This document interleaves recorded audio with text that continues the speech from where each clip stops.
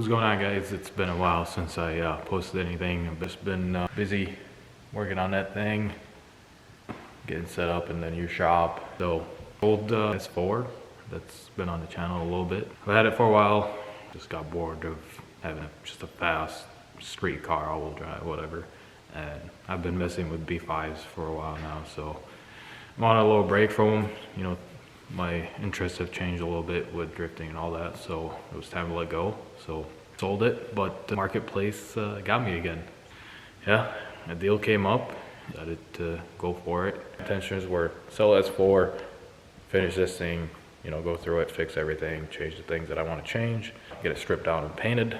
But there's a lot of things that I want to change about the car. I didn't think it was going to be worth finishing it, then do those big changes like the drivetrain. I want to really go NA in the next year or so. Just get the engine that's in it right now to work, get the chassis set up a lot better, and then we'll go from there. For this season, it just does not make sense to fully finish it. Yeah, this deal came up. I really need a seat time car because this costs a lot of money to take out every time, just for fun events or smaller events. So let's dig into it.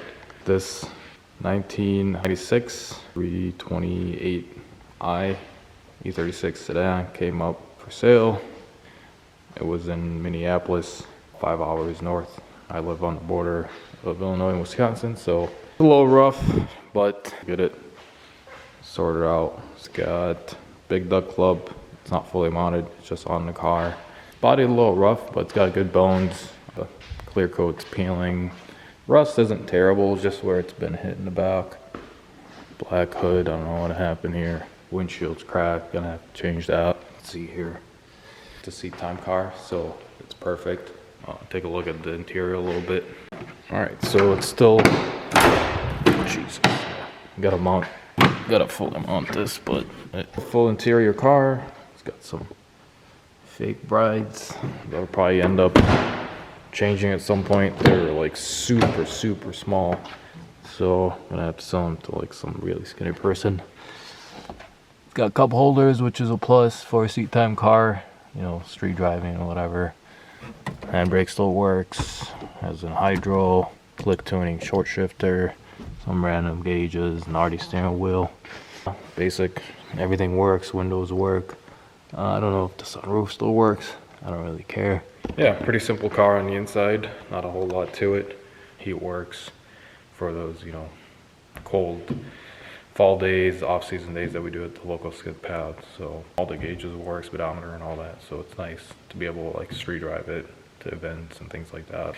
Maybe, possibly, if it turns out to be reliable and we get everything sorted in the next season or two, I'll do like a drift week things. I don't know, I'm not too sold on it yet. Drift week is pretty pricey. And take a look underneath the hood.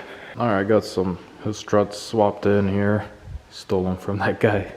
This is technically my first BMW that is BMW, so I don't know much about these engines.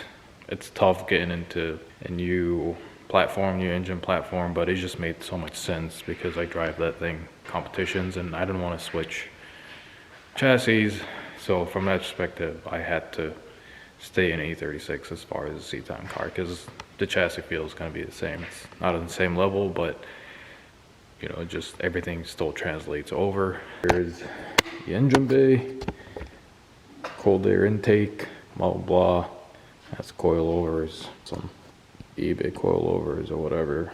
We'll have to switch those out at some point. Nothing fancy. Some catch cans or whatever. I'll have to check those. Probably do spark plugs, oil change before first event. I'm gonna get this thing on the lift and we'll take a look underneath, see what we got as far as suspension and leakage. This baby on the lift. Got the diff. It's probably M3 diff. I know these axles, even previous owner mentioned they break a lot, but it's got a long, I believe it's like a 293 or something. This car also came with a bunch of extra parts and with a limited slip, and then a slightly shorter gear welded diff, like a 3 something. So yeah, I don't know, we'll have to see if that's too long for some tracks. We'll have to swap it out, but I'll eventually want to swap this out for something a little bit stronger. We don't have issues with the axles, so we're back in focus mode. Upgraded lowers, still has stock uppers. We'll probably have to change those when we go true coilovers. These are just some cheapos. Super soft in the back, it's not set up right. It's got dual caliper with the hydro. It's got the weld on, which is nice because I keep breaking the adapter ones on the Pro car. So I'm gonna have to steal some of these ideas here because I run a Z32 and these are just stock calipers. So I'm gonna have to see if I can make something similar to this car work. Straight piped for the most part. It was just the resonator. I'll probably end up redoing this exhaust a little bit and adding a muffler, make it a little bit quieter. It doesn't need to be too loud. We've got some underglow action, you know, perfect for party car, but I still don't know how any of this works. A stock drive shaft. I'll probably have to change this guy out for something upgraded so it can handle all the clutch kicks, all the abuse. Some more underglow action. I found a controller for them, I just don't know how to work it. All right, what else we got? Oh yeah, some nice welds right here. Probably change some of it. ZF transmission. I don't know if it still has the delay valve. I hope it does. It looks like we got Condor transmission mount, so that's good. You can see the click tuning shifter from here. It's a little sloppy. I'll have to mess with it, see if we can get it to feel a little bit better. We'll have to swap it out. All right, front end, coilovers. This is where things start getting cool, and this is why this car was a little bit worth it. It's got Weissfab control arms. This is their like a little bit lower tier. It's not the full kit with the knuckle and everything, but still pretty good. So yeah, once we get the coilovers upgraded, this thing will be a lot nicer. Things are a little bit wet here, so I got some leakage, maybe trans or some. Definitely got a leak here from the rack. Nothing terrible. I'll have to swap that out. It's got this brace. I eventually want to add some bracing to the chassis as well because it's not caged. All right. So, as we can see here, we have got an upgraded AC unit that's exhaust actuated. Takes about 14 pounds of cooling pressure. The car goes fast and wind blows through your hair and cools you down. Jokes aside, this is another reason why this car was worth it. It's got a GTX 3076R. Takes about 14 pounds. You got a open dump towel wastegate here. Put on my intercooler, HKS. Probably change this guy out. Put a tile. That's what made this car worth the 10-hour round trip.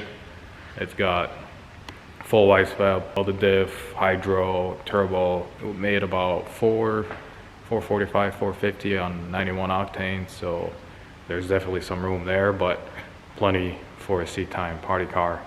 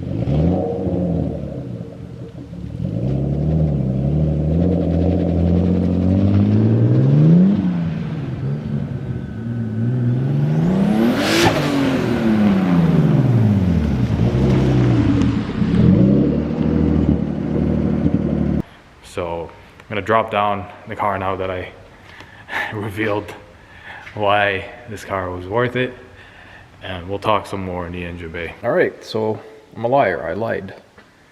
Not a cool air intake. Charge pipe from front mounted cooler. So, engine.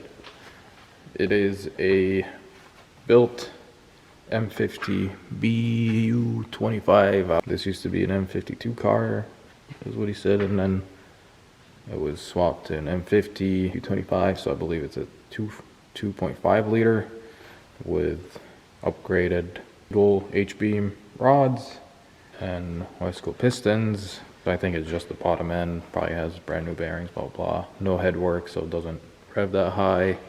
Both bottom end, should be able to handle it. It's been built for 2 years now. Should be plenty to handle boost. It's on a Link plug and play G4 Plus, so that's nice because the Pro car is on a Link Extreme and I have a little bit of experience with it. So it's nice to have both cars on a Link.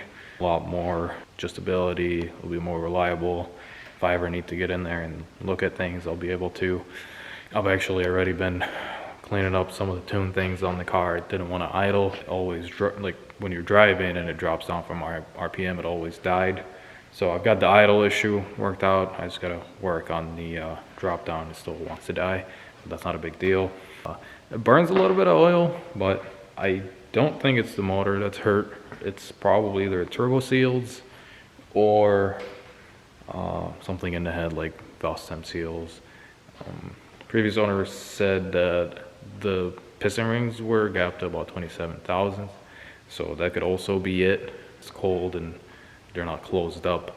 They tend to burn some oil just like the Pro car does. You know, it's got pretty aggressively, so it always smells like a little bit of oil at first. I haven't really been able to beat on the car to be able to see. So once we beat on it, we'll be able to tell if it's a, you know, turbo seal or, you know, the head's leaking, or it might just be the piston rings. So if that's the case, that'll be cool. But the reason why I wanted to get a seat-time car that's a little bit more capable than, let's say, like an NA E46, E36, I needed something with a little bit more power, because another big reason for this car is we do a local drift series called Daily Drift.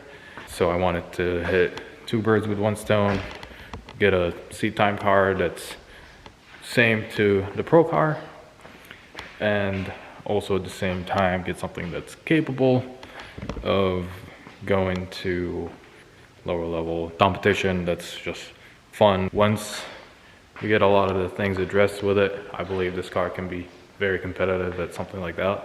To do enough upgrades to be able to run a 245 on it,